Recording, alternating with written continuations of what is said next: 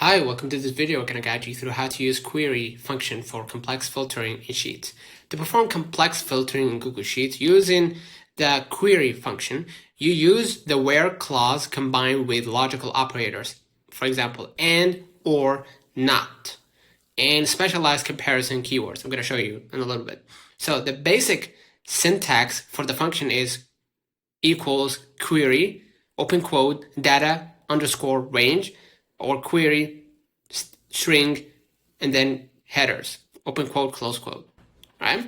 So we're going to combine multiple conditions. You can filter data across multiple columns simultaneously by joining conditions with logical operators. So I'm going to go ahead to the functions.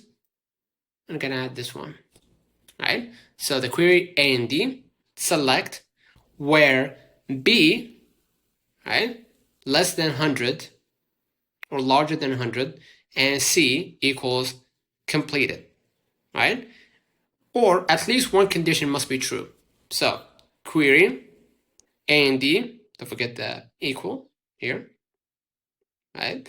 Select where A instead of B, west, or A basically equals east, right? You can use these to group logic for complex filtering, e.g. condition A, condition B, or condition C, right? And beyond simple equality, right, the query function includes powerful string operators. Like it contains find text anywhere in a cell, e.g. where A contains or where B contains service. Starts with, ends with, matches based on position.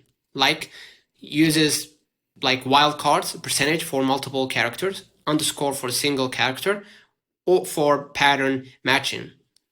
And you have also the matches, allows for regular expressions to perform advanced pattern filtering. You can also handle dates and blanks. Dates must be formatted as YYY upper score MM upper score DD, right? The Y stands for year, month, and day.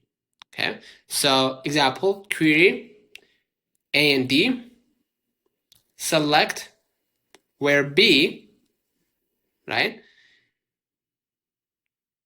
Where B is equal, right?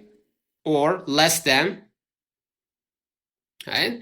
Date, I'm gonna add the date, for example, 1/1/2024, right? And basically, that's the formula. To make filters dynamic based on a cell value, like a dropdown, you must quote unquote break the query string using quote and ampersand. So for numbers, where A larger than or less than and E1, for example.